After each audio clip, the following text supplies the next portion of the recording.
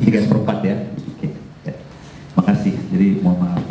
Materi saya hari ini adalah entrepreneurial leadership for sustainable business gitu. Jadi sebenarnya di sini ada 3 kata yang sangat menarik. Yang pertama tentunya entrepreneurial, yang kedua leadership, dan yang ketiga ada 4. Yang ketiga kita bicara bisnis.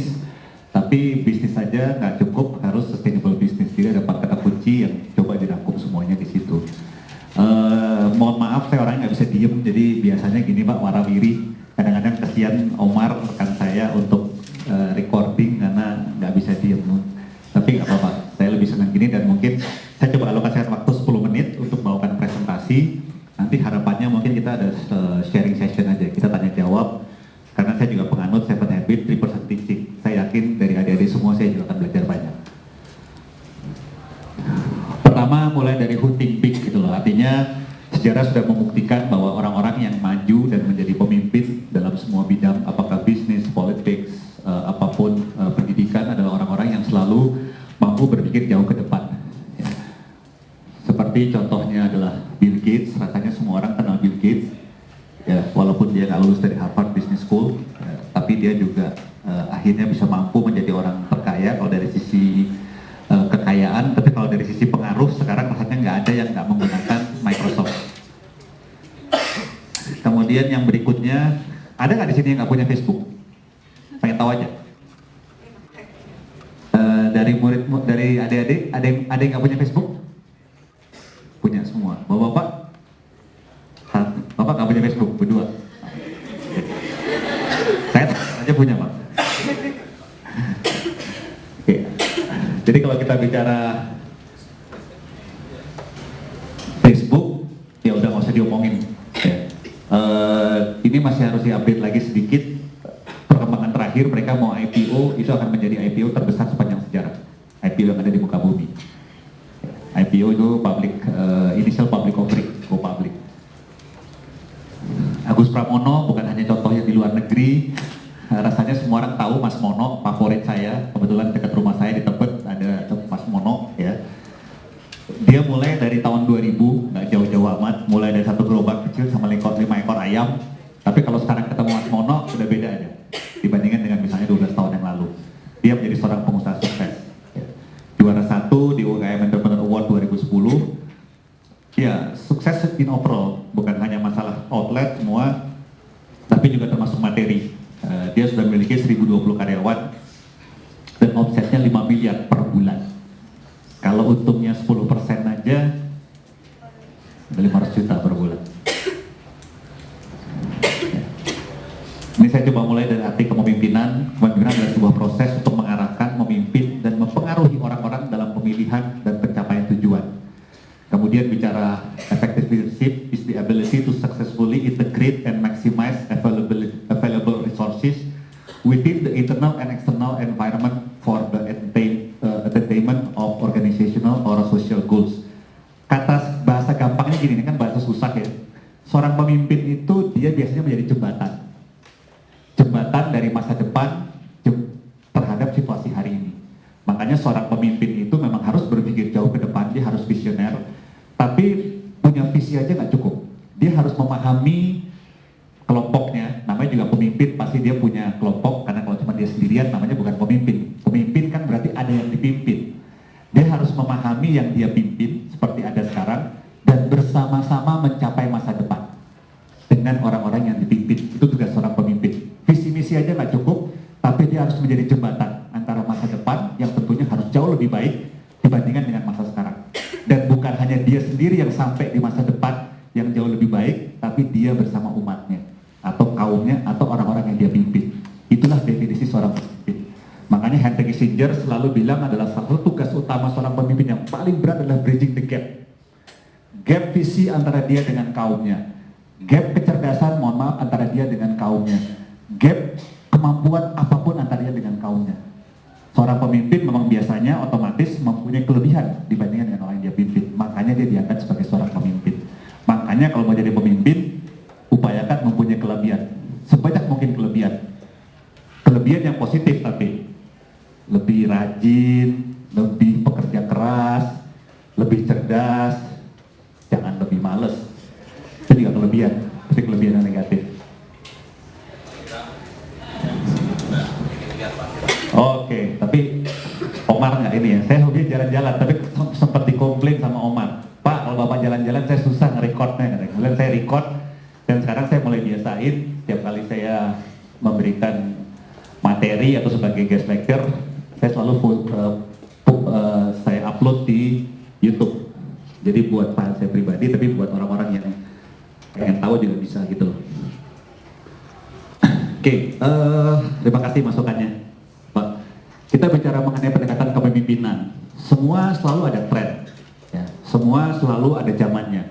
Nah, kalau kita bicara kepemimpinan, salah satu buku yang saya referensi itu mengenai entrepreneur leaders. Bicara bahwa pada dasarnya kepemimpinan itu melalui 3 masa. Zaman dulu sekali, seorang pemimpin itu cukup piawai kalau dia cukup memenuhi kriteria transactional leaders. Seorang pemimpin yang mampu menyelesaikan satu transaksi. Ya, apakah itu transaksi militer, transaksi dagang, transaksi bisnis, politik, atau apapun. Tapi dalam berjalannya waktu, kehidupan makin kompleks, tantangan makin besar, transactional leaders nggak cukup, dia dibutuhkan transformational leaders. Di situ mulai masuk unsur visi. Seorang pemimpin harus mampu ke masa depan. Zaman batu, transactional leaders saya cukup. Seorang pemimpin nggak perlu punya visi pada waktu itu. Tapi kemudian mulai bergeser, setelah zaman batu, orang melihat ternyata ingin kehidupan yang lebih baik, mulai migrate, berpindah, tidak hanya menjadi caveman, manusia gua, mulai ada yang namanya transformational leaders. Dia harus punya visi ke depan. Mulai harus mampu membayangkan apa yang akan terjadi di masa depan. Mulai berbicara mengenai cuaca pada waktu itu misalnya. Harus bisa mengantisipasi cuaca segala macam sehingga dia migrate, menghindari cuaca atau memilih tempat-tempat yang jauh lebih baik dibandingkan tempat tinggal. Sekarang ternyata transformational leaders saja nggak cukup, ada yang namanya entrepreneurial leaders. Mungkin kalau kita lihat contoh gampang ikon-ikonnya, karena biasanya selalu dipersepsikan dengan ikon. Traditional leaders pasti banyak, tapi kalau transformational leaders biasanya saya contoh ikonnya itu adalah Jack Welch, GE. Orang yang punya visi jauh ke depan, melebihi zamannya. Kalau politik banyak, mau Bung Karno, Bung Hatta, siapapun, John F. Kennedy, siapapun. Kalau entrepreneurial leaders, ikon yang hari ini paling populer adalah almarhum, ikonnya entrepreneur leaders, gitu. Tapi di dalam konteks business leaders. Pertanyaannya sekarang adalah, ini mesti diarahinnya kemana ya? Oh, oke. Pertanyaannya sekarang apa sih perbedaannya antara transactional leaders, transformational leaders, sama entrepreneur leaders? Sama, sebenarnya kalau yang seperti saya jelaskan tadi, kalau kita bicara transactional leaders, itu di sini ada banyak kriterianya, nanti saya akan bisa share materinya secara soft copy, silakan. Tapi kalau dilihat di sini adalah sebenarnya yang paling penting, saya terutama mau akan lebih stressing di transformational leaders dan entrepreneur leaders. Kalau dilihat di sini, fokus utama untuk transformational leaders adalah orang-orang yang memang fokus kepada jauh kepada masa depan. Mereka mampu membuat yang namanya strategic plan segala macam, dan kemudian tentunya harus ada stake in the ground, think big, tapi juga realistis untuk act fast dan quick wins. Itu representasi dari yang namanya stake in the ground. Bukan hanya mampu membuat visi, tapi bagaimana bisa membuat suatu prestasi-prestasi jangka pendek. Berpikirnya strategis, bertindaknya taktis. Tapi kalau kita lihat entrepreneur leaders, karena zamannya sudah sangat berubah, orang hari ini sekarang pengen yang namanya instant. Kopi instant. Kalau masuk komputer semua ada shortcut. Orang makin gak sabar. Karena waktu makin cepat. Sehingga orang ingin sesuatu yang langsung kelihatan. Orang udah gak sabar lagi.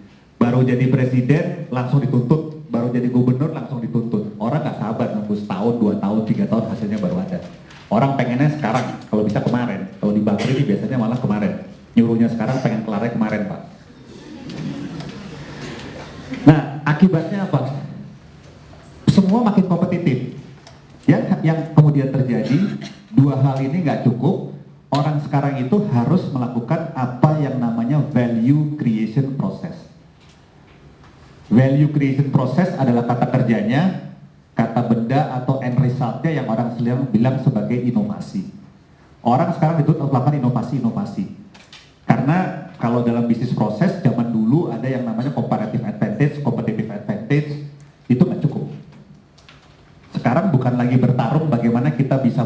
produksi seefisien mungkin, yang namanya cost itu di squeeze habis-habisan. Kemudian bagaimana kita seproduktif mungkin, bagaimana kita bisa mendongkrak produktivitas. Tapi sekarang sudah berubah, yang terjadi bukan lagi di situ pertarungannya, tapi sejak awal sekali, yang kalau dalam bisnis yang dilakukan oleh Steve Jobs, mereka membuat bisnis model yang sangat jauh berbeda. Sehingga membuat mereka mempunyai differentiation yang sangat berbeda dibandingkan dengan lawan-lawannya. Sehingga nggak akan pernah bisa dikejar atau dibandingkan sama yang lain. Kalau orang dagang paling gampang karena di sekolah bisnis ya, sama manajemen, you nggak bisa bandingin barang aneh sama toko sebelah. Capek kita kalau dibandingin sama toko sebelah. Jualan ini, mahal pak, sebelah lebih murah. Jelek pak, sebelah lebih bagus. Ini garansinya setahun, sebelah garansi 2 tahun. Itu yang namanya comparative advantage sama competitive advantage. Selalu begitu. Steve Jobs melakukan satu terobosan yang berbeda. Dia membuat yang namanya Apple, sehingga yang terjadi there is only one Apple, there is no Apple to Apple. Nggak bisa lagi Apple to Apple. Nggak akan mungkin yang namanya iPad dibandingin sama Samsung tablet. Beda. Semuanya beda. Itulah sebenarnya salah satu contoh bagaimana Steve Jobs melakukan terobosan, memberi contoh bagaimana melakukan yang namanya entrepreneur leader. Dari sejak awal, dari bisnis modelnya, dia sudah melakukan sesuatu yang sangat berbeda, sehingga orang nggak bisa follow, orang nggak bisa tiru. Begitu orang mau tiru, sampai di tempat Steve Jobs ada, dia udah lari lagi ke tempat lain. Dia sasaran bergerak, dia moving target. Waktu saya tinggal 3 menit.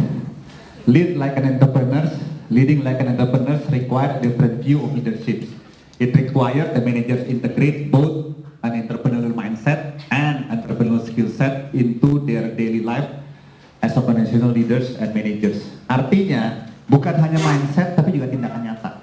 Hari ini orang butuh janji atau bukti? Bukti, janji aja nggak cukup.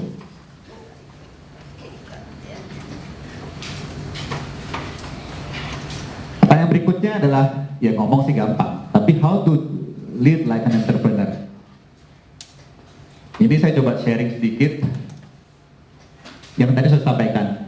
Yang disebut sebagai entrepreneur leaders adalah fokus antara lain pada upaya penciptaan produk jasa yang inovatif, kreatif, dan memberikan nilai tambah, added value, atau yang saya sebut sebagai value creation process.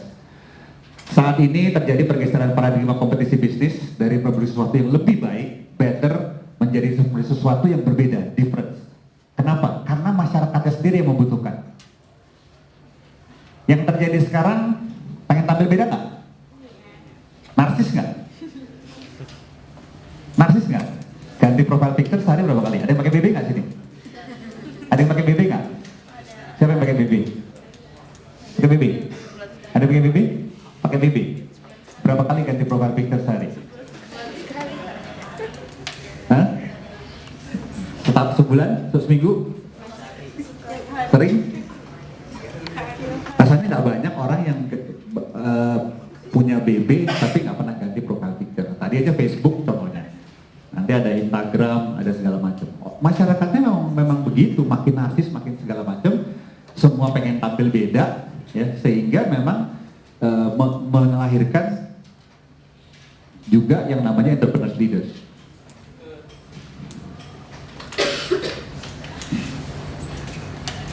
Ini. Oke. Mengapa inovasi? Ekosistem inovasi dapat membuktikan percikan inovasi guna menjamin keberhasilan jangka panjang. Ini dari Profesor Juhal, salah satu senior saya di ITB. Inovasi dapat membuat sebuah keberhasilan sosial dan ekonomi dengan ditemukannya sebuah cara-cara baru atau kombinasi baru dari cara-cara lama dalam mentransformasi input menjadi output yang menghasilkan sebuah perusahaan besar, sebuah perubahan besar atau drastis. Ini yang disebut sebagai ekosistem inovasi, ya. Pelaku bisnis untuk selalu menyuntikkan kreativitas dan inovasi ke dalam proses operasional perusahaan. Sekarang itu udah biasa, zaman dulu itu seolah inovasi itu hanya milik product development, orang yang berproduk. Sekarang enggak. Semua level, semua tahapan itu harus inovatif. Dari mulai awal sekali, corporate planning, sampai bagian marketing. Bagaimana selalu memperbaiki cara maupun produk mereka.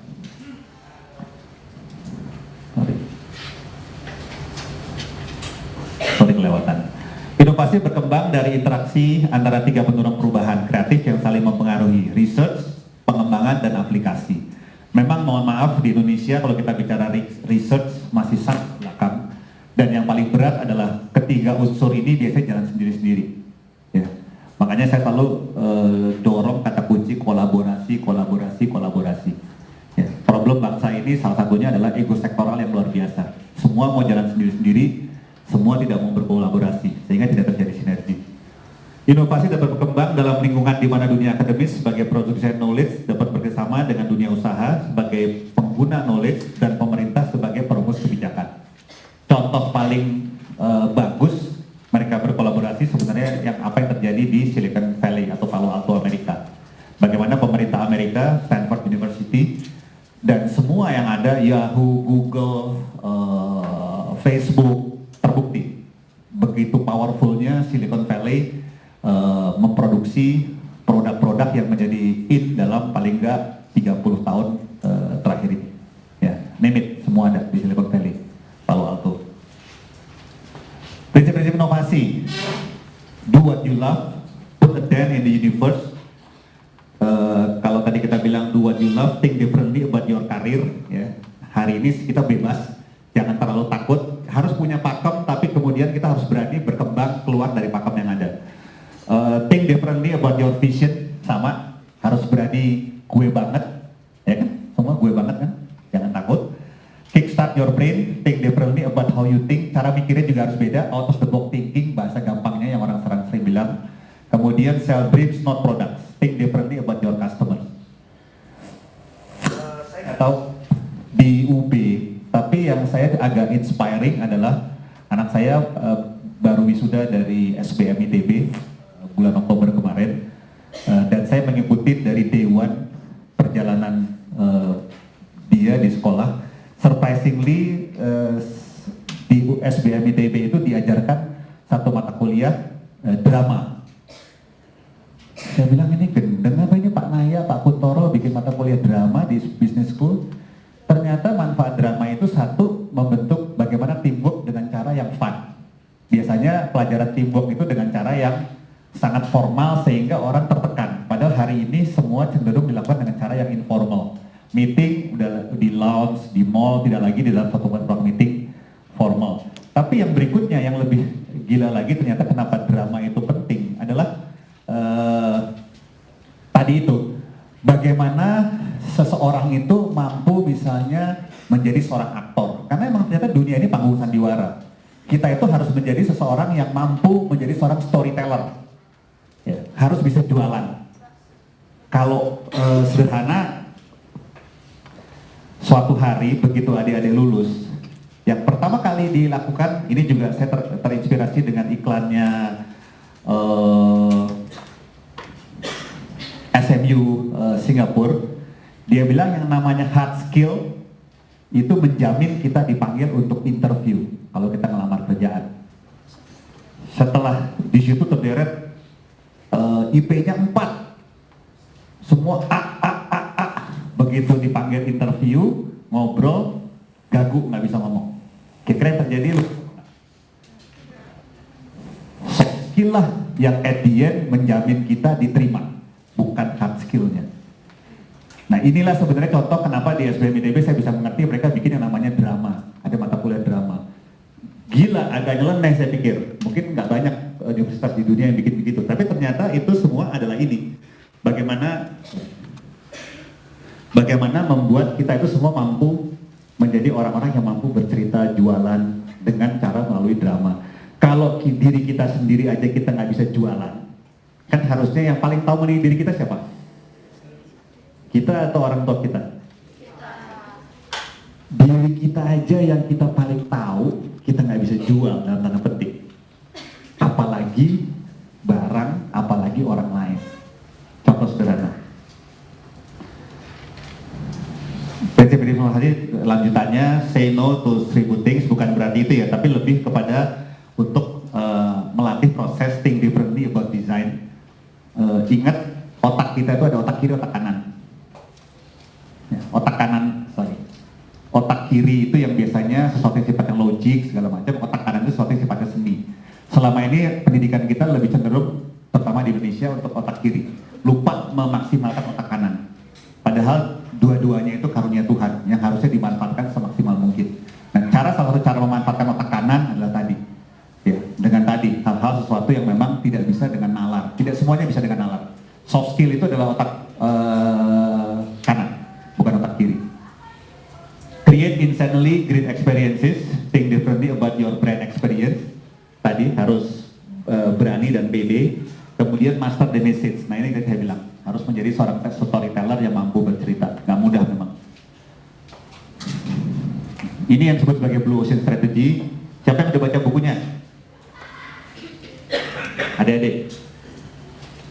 Satu lagi? Nggak ada? Cuma satu? Siapa namanya? Hah? Harry? Eric, saya kasih voucher makan gratis di Komik Cafe 300.000.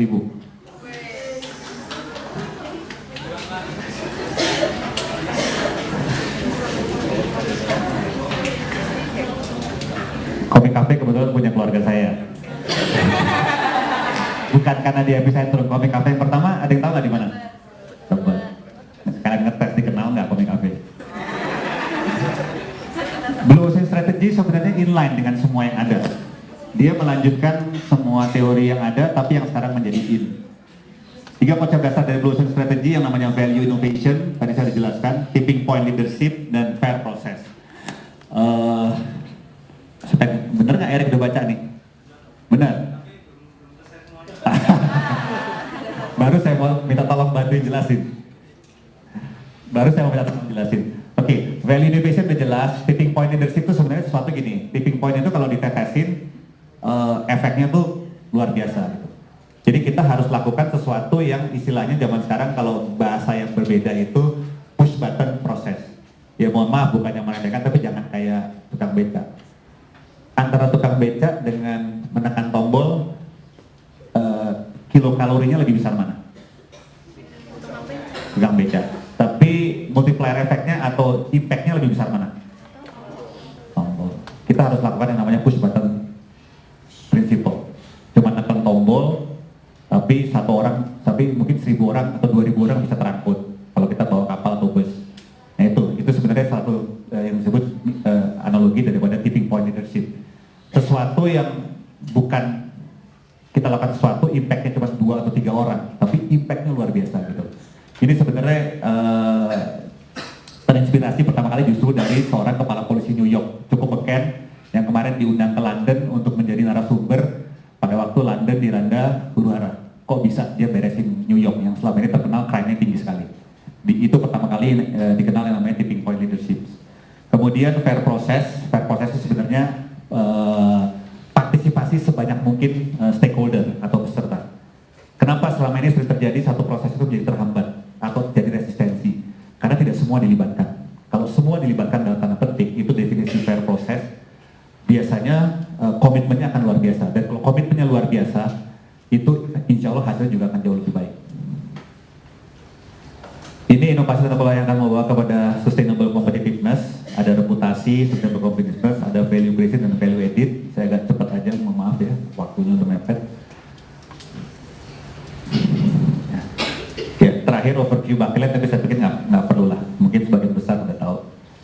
Karena waktunya mepet, mungkin saya lanjut ke tanya jawab aja kali Pak ya. Ya, mungkin dari tanya jawab atau pandangan masukan. Pasti pada saat kita berpikir out of the box, itu pasti banyak risk atau risk yang terjadi. Nah, bagaimana kita mengkolaborasikan antara out of the box itu sendiri dengan resiko yang akan kita dapatkan nanti agar bisa bersinergi, Pak. Mungkin itu aja yang saya sampaikan. Pertama terima kasih kepada Pak Hiram atas pemaparannya tentang leadership, dan saya jujur sangat tertarik dengan ide tentang berpikir berbeda, think differently. Nah, di sini yang ingin saya tanyakan itu, kalau misalnya semua orang memutuskan untuk berpikir berbeda dan akhirnya mereka memang sukses berpikir berbeda, lalu bukannya semuanya akan berujung sama. Jadi sebenarnya parameter berpikir berbeda itu seperti apa? Terima kasih. Saya Savitri dari Prodi Sistem Informasi. Saya mau nanya Pak tentang entrepreneur leader tadi. Menurut Bapak pandangan di negara kita ini kan menurut saya leader-leadernya tuh banyak yang kurang apa ya, maaf sebelumnya, etikanya masih ada yang kurang. Sebelumnya maaf. Menurut Bapak gimana sih cara pandang Bapak? Menurut Bapak gimana sih untuk menjadi leader yang menjurus ke entrepreneur leader tadi? Makasih. Parameter think differently, ya kan? Niki dulu tadi parameter think differently. Nggak pernah ada patokan karena memang belum pernah bisa dikuantifikasir secara kuantitatif. Tapi yang paling kita bisa melihat adalah sebenarnya bandingkan aja dengan yang udah ada sekarang. Memang akan sangat tipis gitu loh untuk kita think differently. Karena saya belum tahu, tapi rasanya nggak tahu kalau Pak Tanto atau Bapak yang lain bisa membantu saya, tapi rasanya belum ada ya untuk membuat satu parameter terukur secara kuantitatif yang namanya think differently itu seperti apa. Tapi nanti sebenarnya hasilnya akan terbukti kita udah think differently atau enggak. Begitu kita sukses dalam tanda petik, ya itu relatively sebenarnya kita melakukan satu differentiation dibandingkan dengan orang lain. Kita sudah melakukan satu cara pemikiran yang berbeda untuk bisa mengadopsi yang ada. Abstrak sekali ya. Saya sensitif sama body language orang semuanya. Saya lihat body language kamu agak ini. Tapi gini, mungkin kalau memang saya belum bisa menjawab secara precise apa yang kamu mau, kasih saya waktu. Ya, saya orangnya juga senang belajar. Saya coba kembali ke kamu mungkin 1 minggu untuk saya coba lebih baca. Tapi caranya itu kira-kira begitu. Ya, memang tidak perlu, setahu saya sampai hari belum ada satu parameter yang bisa mengukur. Tapi kita lihat aja feedbacknya. Kalau ternyata feedbacknya biasa-biasa aja, mungkin kita belum sangat berbeda. Tapi harus hati-hati di sini adalah faktor waktu. Ini juga sangat berbeda. Tapi saya janji nanti saya tanya email address kamu. Saya hiramsyah@baklen.com. Ya, nanti kalau ada yang mau masih nggak sempat nanya di sini. Yang ketiga dari Safitri, etika para pemimpin, kata kunci sebenarnya itu sepakat bahwa yang namanya etika atau moral itu sebenarnya adalah kunci utamanya. Kalau kita bicara kompetensi, ada yang namanya ASK, itu paling beken. ASK, itu sebenarnya yang harus kita develop terus dari sejak awal sampai dengan nanti. A-nya itu adalah attitude. Attitude itu termasuk masalah moral, etika, semua ada di situ. Mau nggak punya pacar ganteng banget, tapi kelakuannya minus? Mau nggak Niki? Safitri mau nggak? Adian mau nggak punya pacar cantik banget, kelakuannya minus? Pacar mungkin masih oke-oke lah. Tapi begitu mulai istri atau suami, yang dalam tanda petik harapan kita terikat jangka panjang, lebih mikir lagi. Karena memang masalah attitude, moral itu menjadi utama. Habis A tadi, baru kita bicara S, skill. Habis bicara S, skill, baru kita bicara K atau knowledge. Skill itu yang membuat kita bisa perform atau survive dalam jangka pendek. Knowledge itu adalah wawasan, visi yang membuat kita tumbuh dan berkembang untuk bisa mencapai masa depan yang jauh lebih baik. Semuanya harus di-develop. Karena kalau kita mau survive hari ini, skill kita harus di-develop. Tapi kalau kita mau tumbuh, berkembang menjadi jauh lebih baik, knowledge kita atau wawasan kita. Sama-sama tukang kerupuk, hari ini 10 tahun lagi ada yang berubah menjadi juragan pabrik kerupuk. Kenapa? Karena dia punya visi, punya wawasan. Ya. Sehingga dia mau berubah. Masa gue tukang kerupuk terus? Ada yang tukang kerupuk terus, saya kenal juga, udah 20 tahun. Kenapa? Gini, cukup lah. Dia tidak punya visi, tidak punya wawasan. Itu kira-kira Safitri. Jawab nggak? Ya. Tapi sepakat bahwa itu basic sekali. Saya nggak tahu di sini Pak, tapi saya yakin sih pasti di Universitas Bakri juga yang namanya etika moral itu menjadi sesuatu yang sangat prinsip dan fundamental. Terima kasih. Di sini saya ingin menanyakan yang bagian tadi yang tentang di Indonesia itu ada riset, aplikasi, dan satu aspek lagi saya lupa. Tapi ketiga aspek itu kan kalau katanya kalau dikolaborasikan bisa memajukan Indonesia. Nah, yang saya tidak habis pikir itu kenapa sih, apa sih penyebab di Indonesia itu tidak mau dikolaborasikan? Itu aja. Yang kedua, apa yang membatasi antara ide yang gila dan ide yang bersifat inovasi? Karena saya juga pernah pengalaman ya ingin menanam anggur indoor di kamar kos saya, jadi bayangannya itu sambil belajar bawahnya anggur. Tapi gagal kan, anggurnya busuk, akhirnya saya buang. Malu sama teman kos saya yang saya udah janjiin ini pasti bisa. Nah itu ide gila saya dan saya pikir itu akan berhasil, ternyata tidak. Apa yang menjadi barrier antara kedua itu? Terima kasih. Langsung aja pertanyaan saya yang pertama itu, tadi kan Bapak jelasin tentang inovasi terus. Mungkin kalau misalkan dari Bapak sendiri, apa sih yang membuat mindset Bapak berubah untuk berinovasi? Terus pertanyaan yang kedua itu, kan dari Pak Hiram sendiri kan udah banyak pengalamannya dibandingin dengan kita yang kaum muda ini. Nah, gimana sih caranya kita itu untuk melakukan inovasi selain yang start small dan continue with bigger itu? Gitu aja. Makasih. Oke, itu adalah real world. Karena itu kenapa saya bilang pendidikan tinggi tanpa dunia usaha juga sayang. Zaman dulu ada yang terkenal namanya Big and Match. Tapi dunia usaha juga akan begitu-begitu aja. Mohon maaf seperti Indonesia, karena memang mereka tidak mempunyai hubungan baik dengan dunia pendidikan tinggi seperti yang terjadi di negara-negara lain di luar negeri. Di Jepang, Korea, China itu mereka erat sekali. Ya. Bahkan kalau di luar negeri seperti contohnya dulu Lawrence Summers, itu salah satu profesor di Harvard. Dia di Harvard Business School, kemudian dia diangkat jadi staf ahlinya presiden, jadi menteri keuangan, selesai balik lagi jadi dekan di Harvard Business School. Contoh bagaimana selalu terjadi sinergi antara dunia usaha dengan pendidikan. Tapi kalau tadi bicara itu ingat aplikasinya.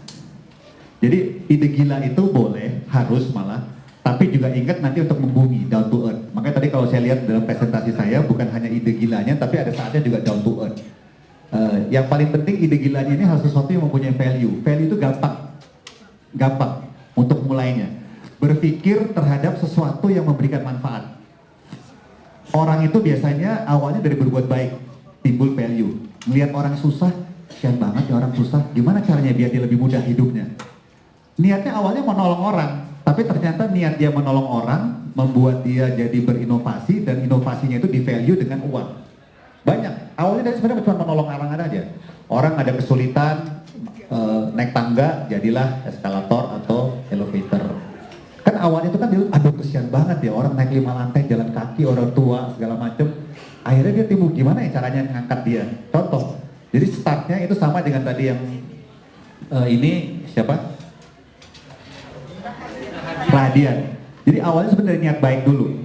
Makanya tadi saya bilang kenapa moral attitude itu jadi basis. Kalau kita niatnya udah jelek, nggak akan ada ide gila yang sukses. Tapi niatnya adalah sesuatu yang misalnya memberikan manfaat buat banyak orang. Itu ujung-ujungnya akan di reward dengan uang. Pasti itu. Semua mulai dari situ. Makanya kalau di Jepang kan ada adu lomba kalau TV lihat sesuatu yang misalnya memberikan nilai tambah buat manusia. Apapun lah. Dari hal yang sederhana sampai hal-hal yang luar biasa. Yang manfaatnya besar. Gitu. Tadi kalau bagaimana caranya melatih, paling gampang pertama kali harus berani mencoba. Jangan senangnya gado-gado, tiap hari makan gado-gado terus. Senangnya komik kafe, tiap hari komik kafe terus. Gak apa-apa sih kalau itu. Bukan. Maksudnya kalau suka komik kafe ya hari ini pesen besok pesen nasi gorengnya, besok pesen pasta gitu. Harus berani mencoba, Radian. Ya. Karena dengan kita bereksplorasi, kita berani mencoba, akan ada pengalaman baru. Nah, pengalaman baru inilah yang kemudian memicu wawasan kita, inovasi kita. Oh iya ya, gitu. Saya hobinya sama istri sama anak-anak saya 2 orang memang traveling sama makan pindah-pindah. Ada favorit restoran kita, tapi ada restoran baru yuk kita coba bereksplorasi aja. Berani bereksplorasi. Research itu kan pada dasarnya eksplorasi Pak ya, nggak ada yang pernah menjamin. Thomas Alva Edison bisa bikin bola lampu 1 yang jadi, tanya sama dia berapa yang nggak jadinya, yang pecahnya, yang segala macamnya. Tapi kan orang lihat Edian yang jadinya, bukan yang pecahnya, yang jadinya. Jadi kata kunci cuma sederhana, berani bereksplorasi, jangan takut mencoba. Apalagi kalau sesuatu yang sifatnya plan, apalagi sesuatu yang sifatnya mimpi. Mimpi gratis atau bayar? Gratis. Berani bermimpi nggak? Mimpi yang gratis aja nggak berani, yang bayar. Itu kira-kira. Ya, kasih. Ya sayang sekali waktunya terbatas. Kalau kita diberi waktu mungkin sampai maghrib nih Pak, Hiram bisa berbagi banyak dengan kita.